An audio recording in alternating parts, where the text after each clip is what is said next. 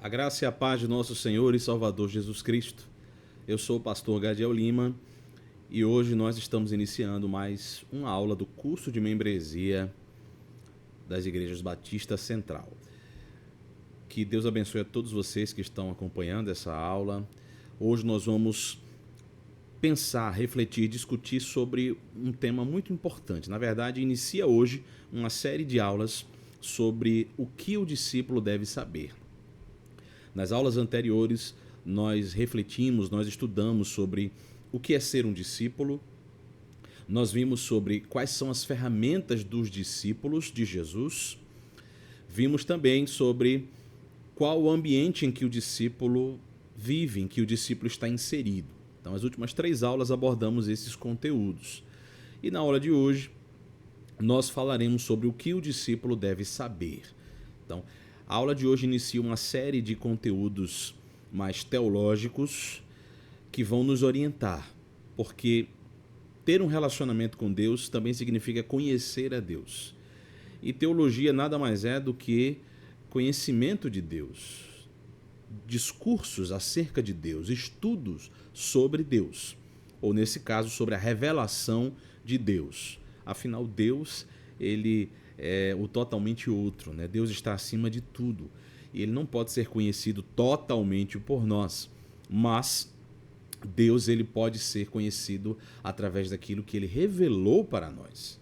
Então, eu queria, no dia de hoje, convidar você para que a gente refletisse sobre esse primeiro tema do que o discípulo deve saber, que é justamente Deus. Quem é Deus?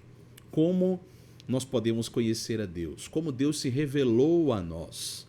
Então, refletir sobre quem é Deus é muito importante, porque nós vivemos num mundo onde, por um lado, as pessoas falam muito sobre Deus, não é à toa que existem milhares de religiões no mundo.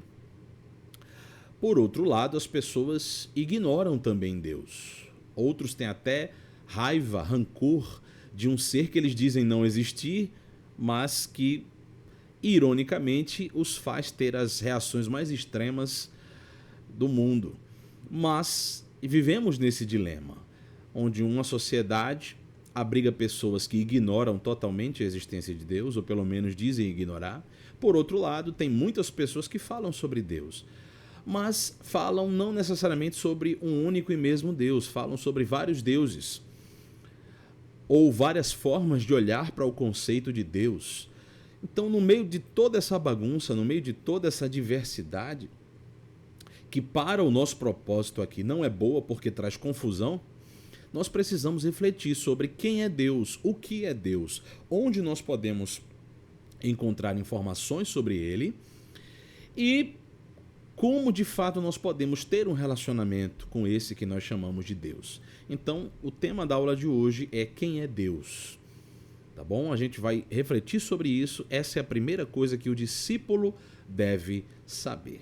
Então, aí de onde você estiver, ore comigo.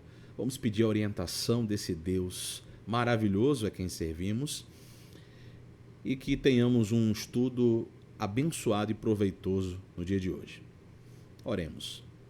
Pai amado, Deus eterno, Senhor, te reverenciamos, te adoramos e dizemos que Tu és o Deus acima de tudo e de todos.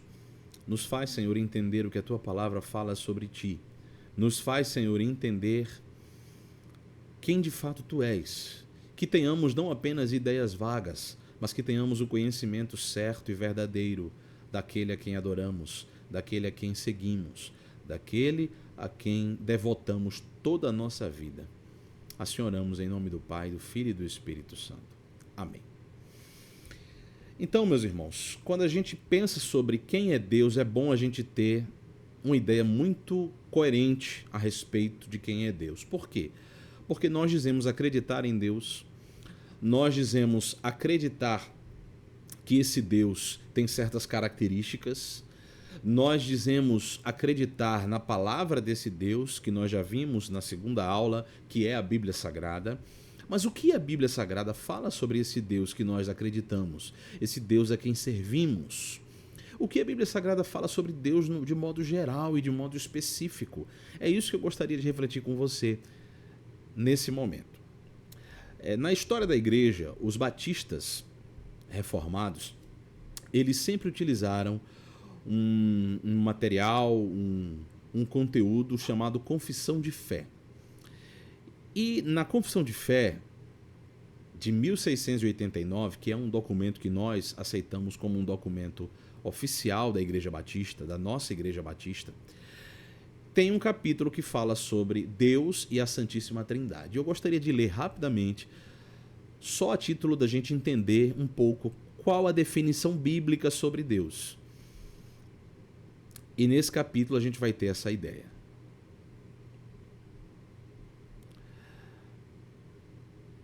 Você não precisa procurar, você só precisa ouvir atentamente aquilo que eu vou ler nesse momento, tá bom? Então, no capítulo 2 da Confissão de Fé Batista de 1689, diz o seguinte: o Senhor nosso Deus é somente um Deus vivo e verdadeiro, cuja subsistência é em e de si mesmo, infinito em seu ser e perfeição, cuja essência não pode ser compreendida por qualquer outro, senão por ele mesmo. Um espírito puro, invisível, sem corpo, partes ou paixões, a quem somente pertence a imortalidade, que habita na luz que nenhum homem pode acessar. É imutável, é imenso, eterno, incompreensível, onipotente, em tudo infinito, santo, sabedor, completamente livre e absoluto, operando todas as coisas segundo o conselho da sua vontade, para a sua própria glória. É amoroso, é gracioso, é misericordioso, é longânimo, é abundante em bondade e verdade, e perdoa a iniquidade. Ele perdoa a transgressão e o pecado. Ele é recompensador daqueles que com insistência o buscam, e contudo, justo e ao mesmo tempo terrível em seus julgamentos. Ele odeia todo o pecado, e de modo algum ele tem o culpado por inocente. Então vejam, aqui nós temos uma breve definição do que a Bíblia apresenta sobre Deus. Aqui nós encontramos uma série de características bíblicas sobre a pessoa de Deus, sobre Deus, e aqui nós encontramos elementos muito importantes para a gente entender quem é nosso Deus. Então, olhando para as características de Deus, nós podemos pintar um quadro de quem Deus é. E aqui, a primeira característica que a gente precisa saber de Deus é que Deus é um ser totalmente diferente dos seres humanos. Deus é criador, os seres humanos são a sua criação. Apesar dos seres humanos possuírem algo de Deus, é uma coisa que a gente vai ver na próxima aula, quando a gente falar sobre o ser humano. Os seres humanos foram criados à imagem e semelhança de Deus, então eles possuem algo de Deus, mas eles ainda assim são muito diferentes de Deus. Deus está acima de todos nós. Deus é outro. Deus é um ser totalmente outro, como algum teólogo já falou. Então Deus é criador, nós somos criatura. E por Deus ser o criador, Deus ele tem uma série de atributos. Por Deus ser esse totalmente outro, esse ser que está acima de todos nós, ele tem uma série de atributos e características que o qualificam e o caracterizam como Deus. Então vejam, Deus ele tem características que somente ele tem. E ninguém mais tem, nenhum outro ser tem. Porque se tivesse essas características, então esse outro ser seria Deus.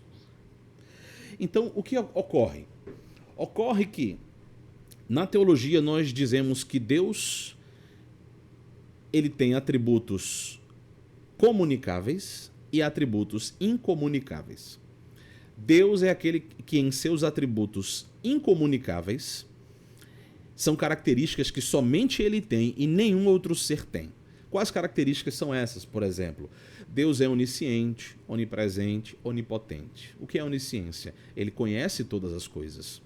O que é onipresença? Deus está em todo lugar, constantemente, ao mesmo tempo, simultaneamente.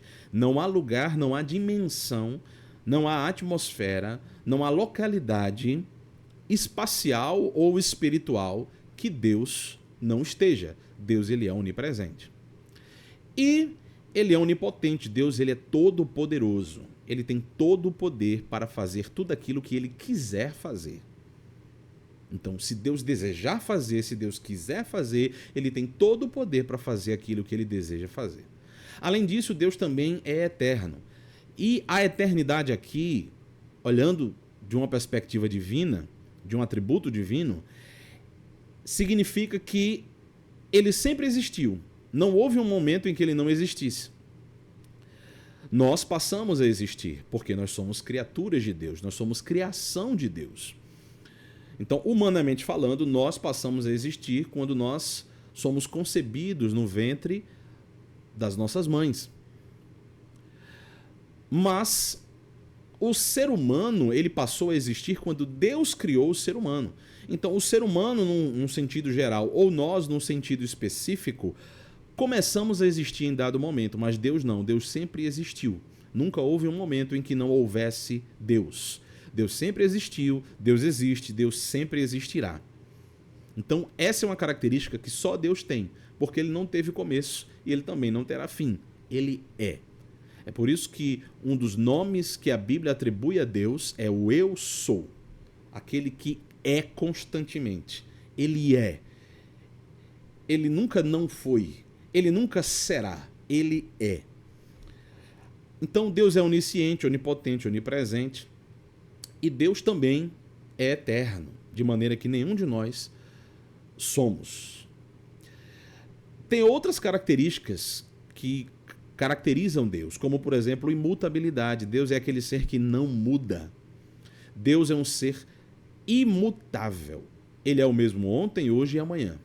Isso não significa que Deus não pode agir de formas diferentes em momentos diferentes. Agir de formas diferentes em momentos diferentes, isso Deus pode. Mas ele não é pessoa diferente em momento diferente. Ele não muda quem ele é. Diferente de nós, que nós mudamos de acordo com as nossas circunstâncias. Uma pessoa, por exemplo, muito alegre, de bem com a vida, pode se tornar uma pessoa triste e amarga se passar por uma experiência traumática. Uma experiência que pode mudar essa pessoa para o resto da vida. Mas esse tipo de coisa não acontece com Deus. Não há experiência que mude Deus. Deus é sempre o mesmo. Ele já é perfeito. Não tem como ele ser menos ou mais perfeito. Ele é perfeito o tempo todo. Ele é imutável. Então aqui foram apenas 5 características que apontam para uma realidade de que Deus, ele é totalmente diferente de nós. Em sua divindade, Deus de fato ele é único.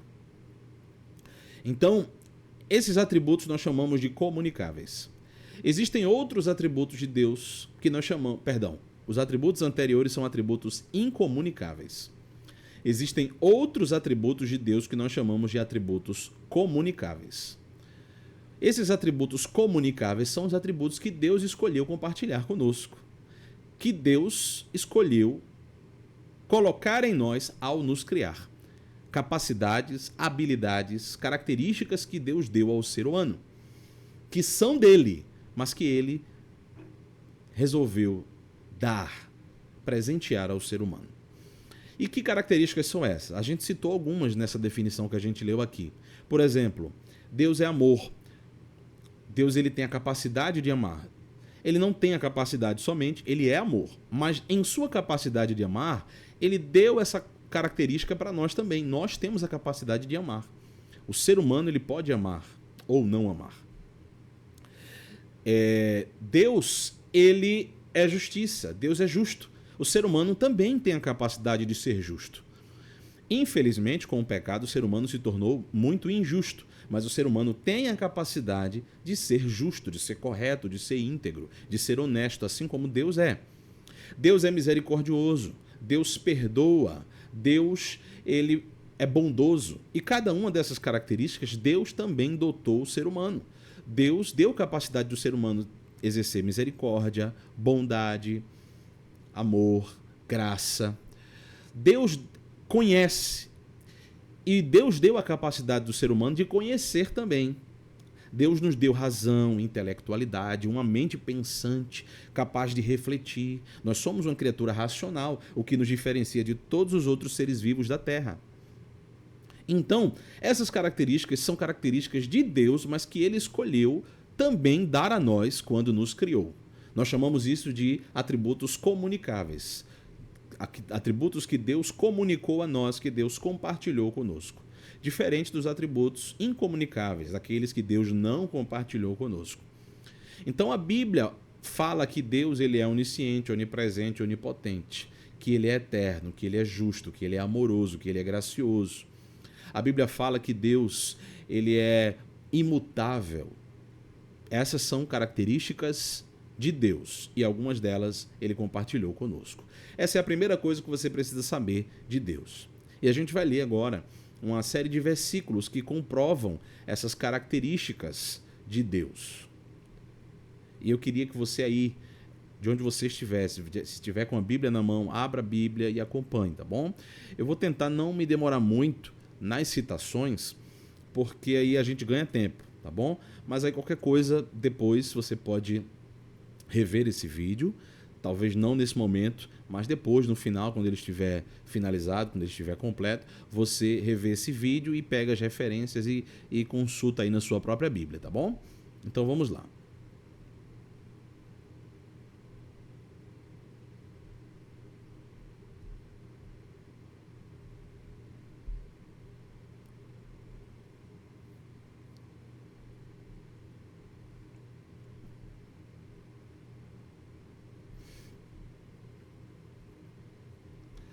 Logo em Gênesis, capítulo 1, verso 1, nós temos uma das primeiras declarações da Bíblia sobre Deus. Está escrito: no princípio criou Deus os céus e a terra.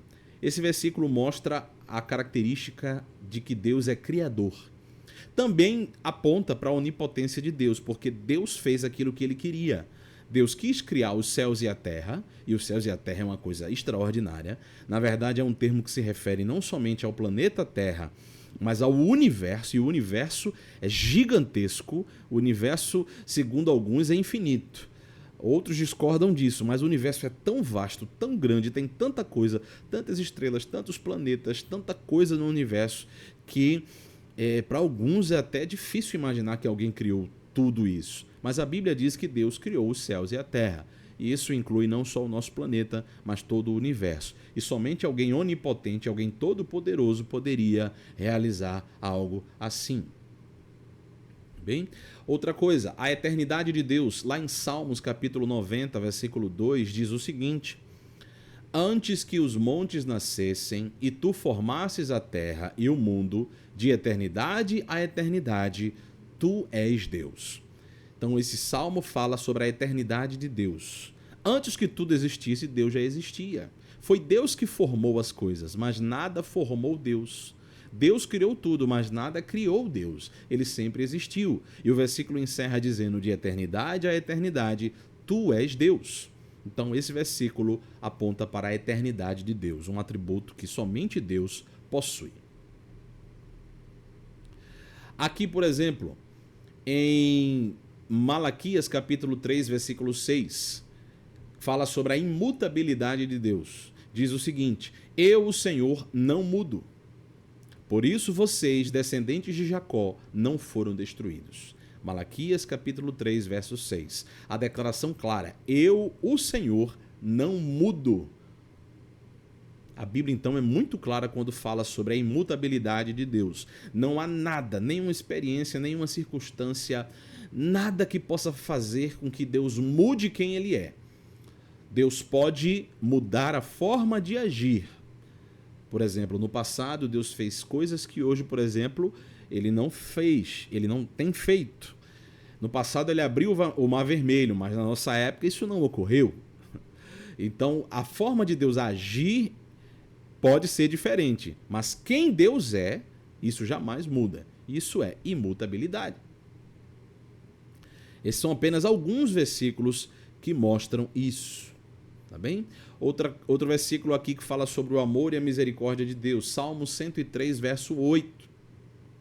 Que diz assim: O Senhor é compassivo e misericordioso, muito paciente e cheio de amor. Então veja, a Bíblia fala que Deus é misericordioso, Deus é paciente, Deus é cheio de amor. Salmo 11, verso 7. Pois o Senhor é justo e ama a justiça. Os retos verão a sua face. Ou seja, a Bíblia declara que Deus é justo e que ele ama a justiça. Então, esses são apenas alguns versículos. Eu gostaria também de ler com vocês um outro salmo que aponta para a onipresença de Deus e a onisciência de Deus também.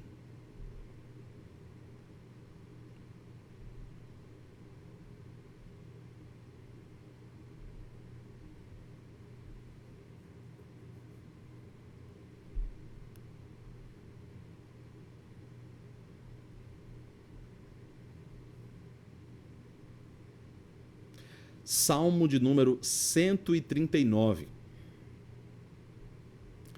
Salmo de número 139.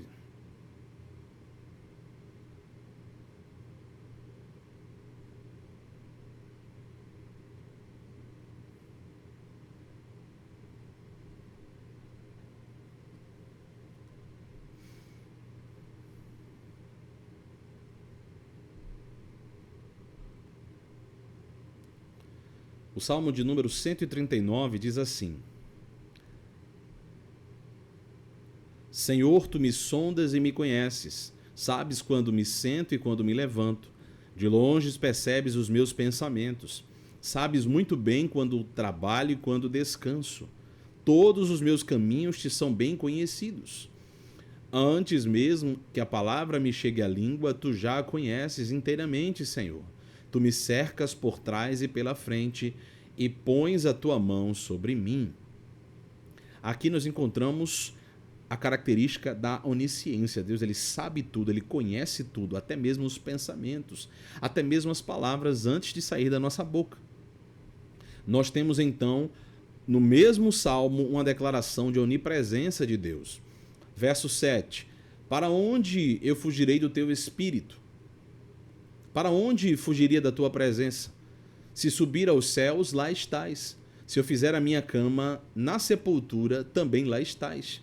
Se eu subir com as asas da alvorada e morar na extremidade do mar, mesmo ali a tua mão direita me guiará e me susterá. Então veja, aqui o Salmo 139 é uma declaração clara da onisciência e da onipresença de Deus.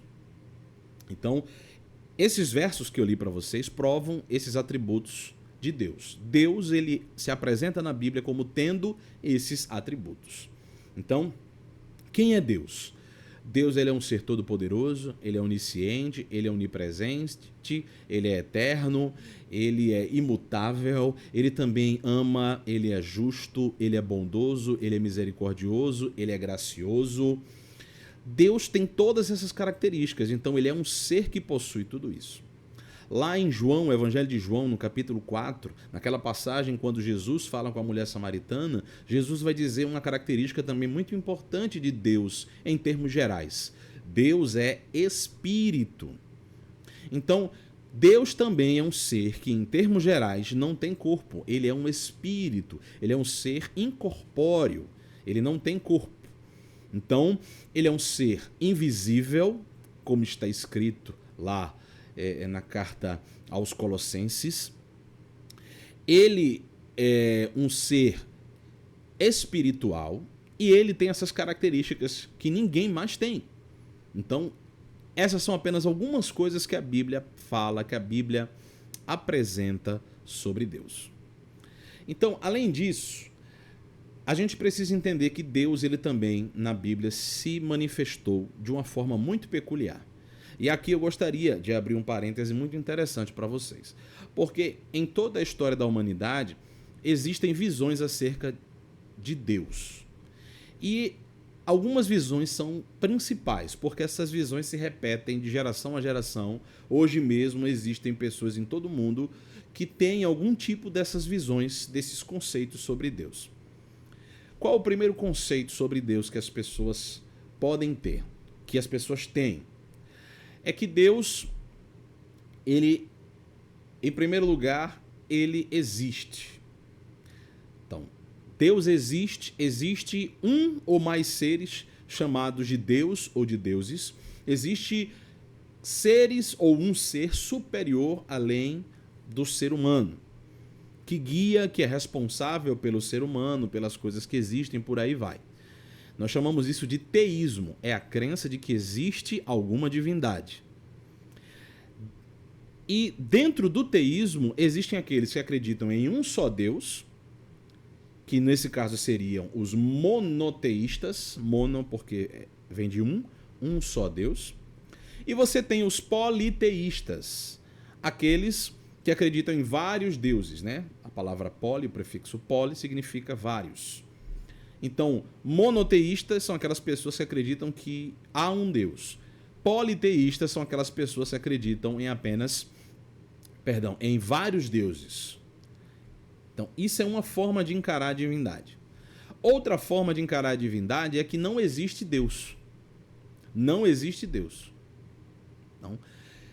Não existe uma coisa chamada divindade, não existe um ser ou vários seres que existem antes e que estão acima dos seres humanos. Não existe isso. Então essa visão que não crê que há um ou nenhum tipo de Deus é uma visão ateísta. Existe ainda uma outra visão, que não é nem ateísta necessariamente e nem monoteísta, mas é uma visão chamada de panteísta. Por que panteísta? Porque essa visão acredita que tudo é Deus. A divindade não seria uma pessoa. Existe divindade, sim, mas a divindade estaria, na verdade, em tudo.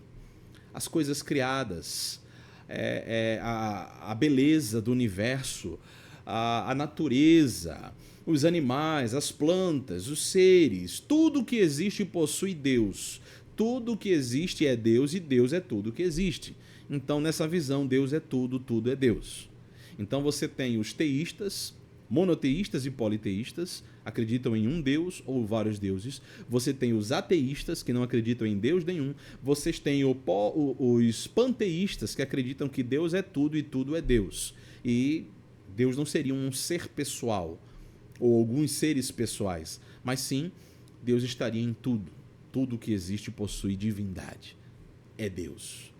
Então, essas seriam algumas das principais visões sobre Deus.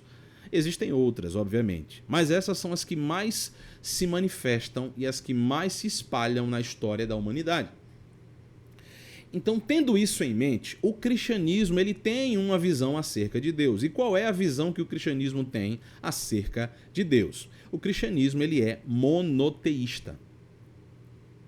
Então, o cristianismo acredita que há um único e mesmo Deus. Um único e verdadeiro Deus. Não existem vários deuses. Deus não é tudo. E também dizer que não existe Deus não está correto.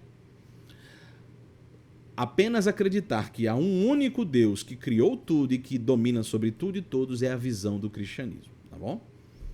Só que tem outras visões que acreditam nisso também. Por exemplo, o judaísmo, que é uma religião até mais antiga do que o cristianismo. O cristianismo vem, em parte, do judaísmo. O judaísmo acredita que também só há um Deus, mas esse Deus é uma única pessoa.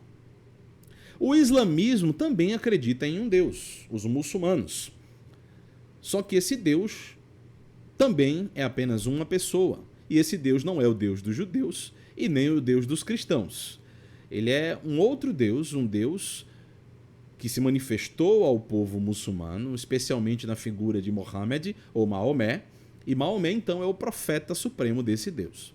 Então veja, dessas três visões monoteístas, judaísmo, cristianismo e islamismo, qual então a diferença do cristianismo para essas visões? Já que todos acreditam que há um só Deus. A diferença é justamente a doutrina da Trindade. Então, a doutrina da Trindade, a doutrina que diz que Deus, ele não é uma pessoa só, mas na verdade Deus é três pessoas: Pai, Filho e Espírito Santo. A doutrina que acredita que Deus, na verdade, é três pessoas, Pai, Filho e Espírito Santo, que é chamada de doutrina da Trindade, é uma doutrina que somente o cristianismo tem.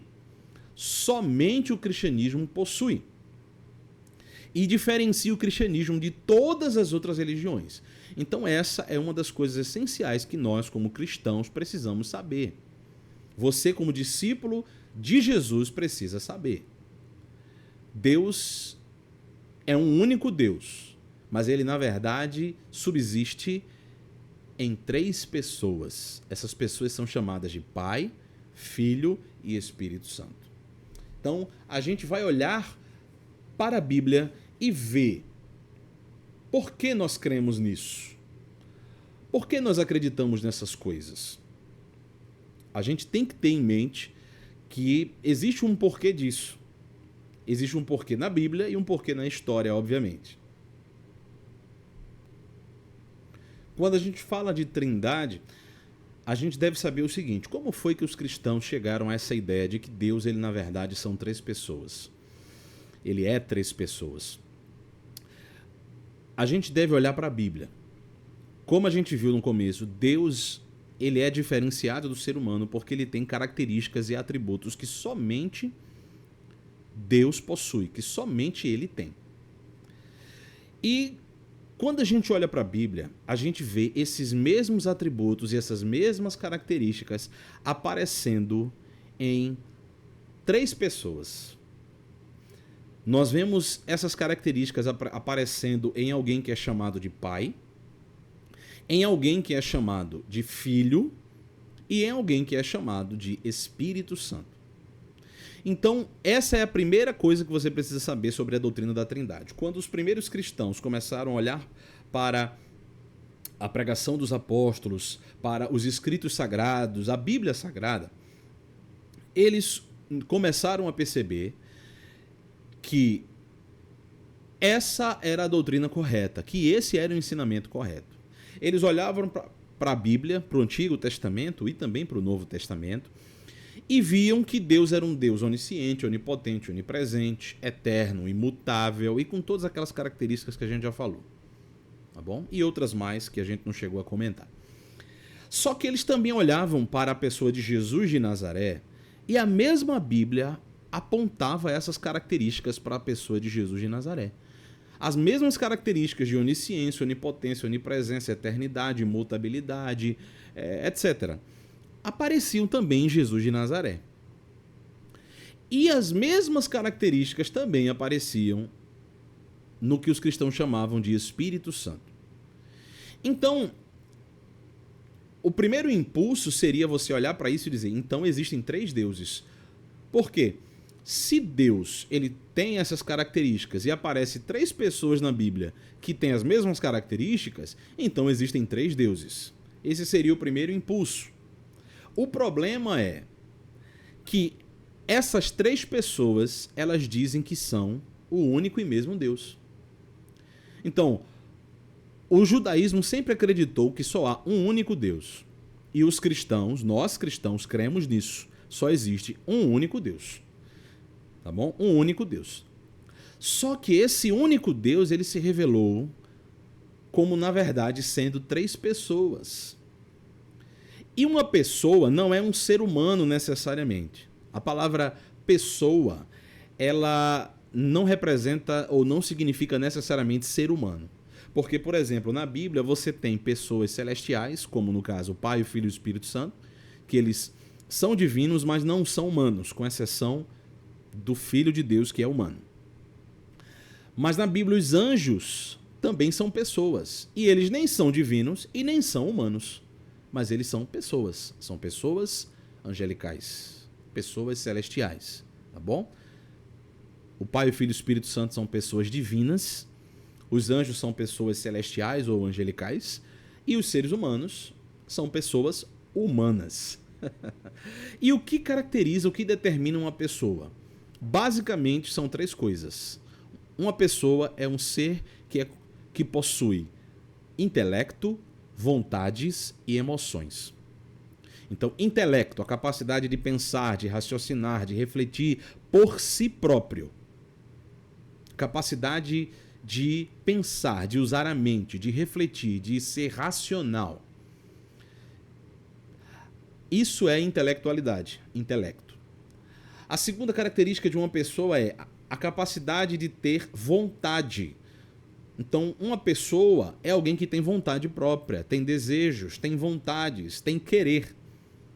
Então, nós, como seres humanos, temos querer, temos vontade própria. E nós temos a capacidade de refletir, de raciocinar, a capacidade de ter inteligência e usar essa inteligência como nós quisermos utilizar. Essas duas características formam uma pessoa. Mas existe ainda uma terceira característica, que é a capacidade de ter emoções. Então nós temos emoções. Por que uma pedra ou uma planta não é uma pessoa? Porque uma pedra ou uma planta, elas existem, mas elas não têm a capacidade de pensar, a capacidade de expressar desejo e vontade, e não têm a capacidade de sentir emoções. Então, uma planta, uma pedra, ou até mesmo um animal ele até sente coisas, mas ele não pensa, ele não tem intelecto, ele não tem racionalidade, ele age, ele faz as coisas por instinto. Então, é diferente. Ainda que sejam seres vivos, não são seres pessoais. Nem os animais, muito menos as outras coisas da criação. Agora, se uma pessoa tem intelecto, vontade e emoção, eu olho para o pai e vejo que o pai tem intelecto, vontade e emoção. Eu olho para o filho e vejo que o filho tem intelecto, vontade e emoção. Eu olho para o Espírito Santo e vejo que o Espírito Santo tem intelecto, vontade e emoção. Então, o Pai é uma pessoa, o Filho é uma pessoa e o Espírito é uma pessoa. Mas não são a mesma pessoa, são três pessoas diferentes. Então, só recapitulando, pessoa não necessariamente é um ser humano. Por quê? Porque os anjos também são pessoas, mas os anjos não são seres humanos. Os anjos possuem intelecto, vontade e emoção, assim como seres humanos, mas eles não possuem corpo. Tá bem?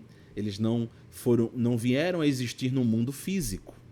Então eles não são seres humanos. Voltando aqui para Deus. Como é que a gente sabe que Deus são três pessoas? Porque essas três pessoas que aparecem na Bíblia Sagrada, elas aparecem com as mesmas características divinas que só Deus pode ter. Vamos olhar então para isso, rapidamente.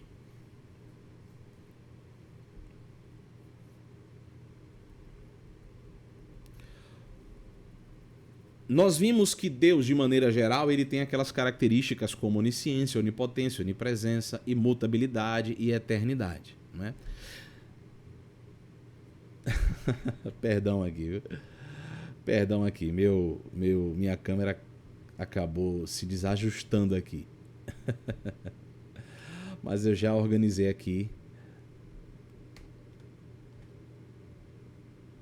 para a gente poder acompanhar.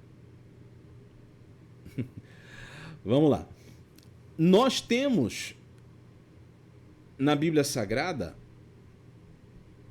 essas características muito bem documentadas. A gente já viu sobre Deus de maneira geral. E normalmente quando a gente utiliza a expressão Deus, a gente está se referindo ao Pai. Tá certo? Ao Pai. Então a gente já leu Salmo 90, verso 2, Gênesis 1:1, Salmo 11:7, Salmo 103, Malaquias 3:6. Aquelas características que a gente viu sobre Deus de uma maneira geral são as mesmas características que são atribuídas ao Pai.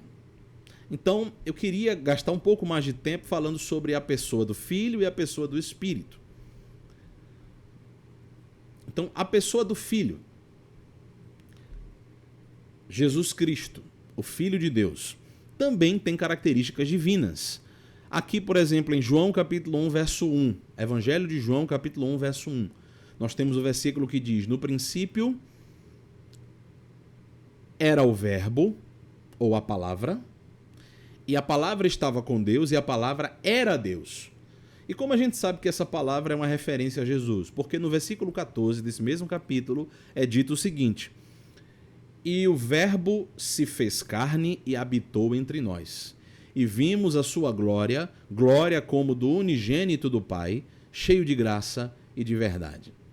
Então veja, o verbo ou a palavra se fez carne e habitou entre nós. Foi exatamente o que aconteceu com Jesus. Jesus é o Deus que se encarnou. Então, o Filho, Jesus Cristo, ele possui a característica de ser um criador. Ele possui também a característica de ser antes da criação. Isso já aponta um pouco para a sua eternidade. Porque somente alguém antes da criação pode dar início à criação. Nós temos também Colossenses capítulo 1, verso 16, que diz o seguinte: pois nele foram criadas todas as coisas no céu e na terra. Tudo foi criado por meio dele e para ele. Estou encurtando aqui um pouco o verso. Então, isso prova que Jesus é criador também. Mas só que Gênesis 1 não disse que foi, no princípio, Deus criou os céus e a terra? Como é que agora Colossenses 1,16 diz que todas as coisas foram criadas por ele, por Jesus? Como é que João 1,1 diz que ele era a palavra e ele estava com Deus e ele era Deus? A gente também tem a característica da imutabilidade em Jesus. Olha o que está escrito, por exemplo, lá em Hebreus capítulo 13, verso 8. Jesus Cristo é o mesmo ontem, hoje e para sempre. Então, a mesma característica que é atribuída ao Pai é atribuída ao Filho. Ele é eterno, ontem, hoje e para sempre. Então, essas são algumas características que apontam para a divindade de Jesus. Não só isso, mas, por exemplo, quando Jesus parou a tempestade, o vento e o mar, ele deu uma ordem e a criação obedeceu. Somente o Senhor da criação pode fazer isso. Somente o Criador pode fazer isso. Não só isso, Jesus curou o paralítico e disse: levanta-te, anda, e perdoou pecados. Somente Deus podia perdoar pecados. Além do mais, Jesus disse para a mulher samaritana que ele era o Messias, revelou sua identidade, o Filho de Deus, o enviado de Deus. Em outras passagens também, Jesus vai confirmar que ele é Deus. Por exemplo, na ressurreição, em João capítulo 20, Tomé se ajoelha diante de Jesus e diz: Senhor meu e Deus meu. Então, peraí. Deus é aquele que abriu o mar vermelho para Abraão, Isaac e Jacó, para Moisés? Deus é o Deus que é o Deus de Abraão, Isaac e Jacó? Ou Deus é esse que apareceu aí na pessoa de Jesus de Nazaré? Na verdade, os dois. Deus é o Pai que se manifestou no Antigo Testamento, mas Deus é o Filho que também se manifestou no Novo Testamento. E são duas pessoas diferentes. Como é que a gente sabe disso? Porque o próprio Jesus diz lá no Evangelho de João: eu e o Pai somos um. Mas ele conversa com o Pai. Veja no jardim do Getsêmani, quando Jesus está prestes a morrer, horas antes da sua morte, Jesus diz: Pai, se possível for, afasta de mim esse cálice. Jesus está falando com quem ali? Jesus está falando com alguém. E ele está falando com o seu Pai. Então significa que o Pai e Jesus são pessoas diferentes, mas o Pai e Jesus são o mesmo Deus, têm as mesmas características de divindade. Aqui a gente também tem essas mesmas características no Espírito Santo. O Espírito Santo também aparece na Bíblia como tendo características que só Deus pode ter. Algumas religiões acreditam que o Espírito Santo é uma força, que o Espírito Santo é uma energia, mas não, o Espírito Santo é uma pessoa. Por que ele é uma pessoa? Pelo aquilo que eu falei para vocês, ele tem intelecto, vontade e emoções. Olha aqui, por exemplo, em 2 Coríntios, capítulo 3, verso 17, diz o seguinte: ora, o Senhor é o Espírito. E onde está o Espírito do Senhor, ali há liberdade. Olha o que diz 2 Coríntios 3,17. O Senhor é o Espírito. Está vendo? Estou usando a versão NVI. E onde está o Espírito do Senhor, ali há liberdade. Então, o Senhor, nós chamamos Jesus de Senhor, nós chamamos o Pai de Senhor, e agora a Bíblia está chamando o Espírito de Senhor. Nós temos também a característica da eternidade e da onisciência, da sabedoria suprema. Veja que Hebreus capítulo 9, versículo 14, diz o seguinte: quanto mais o sangue de Cristo, que pelo Espírito eterno se ofereceu de forma imaculada a Deus. E esse Deus aqui é o Pai. Mas olha, há uma menção ao Espírito eterno. Na verdade, há uma menção ao Filho, que é Cristo, ao Espírito e a Deus, que é o Pai. Então, o Pai, o Filho e o Espírito estão aqui. Nós também temos outra passagem. Atos capítulo 1, verso 8, fala sobre o poder do Espírito. Mas receberão poder quando o Espírito Santo descer sobre vocês. Então, o Espírito descer sobre os discípulos significava recebimento de poder, porque o Espírito é poder. E quem mais é poder? Deus. Então, além desses versos, irmãos, que apontam para características que só Deus tem e que o Pai, o Filho e o Espírito Santo têm também, nós temos 3 passagens fundamentais que apontam para a divindade do Pai, do Filho e do Espírito Santo. Quais são essas 3 passagens? A primeira delas é, na realidade, a grande comissão que nós encontramos lá em Mateus capítulo 28. A grande comissão que nós encontramos em Mateus capítulo 28 vai nos dizer algumas coisas aqui a respeito do Pai, do Filho e do Espírito Santo. Então, se você puder abrir, porque esses 3 textos que nós vamos ler para encerrar a aula de hoje são muito importantes. Mateus capítulo 28, você vai encontrar ali a menção ao Pai, ao Filho e ao Espírito Santo.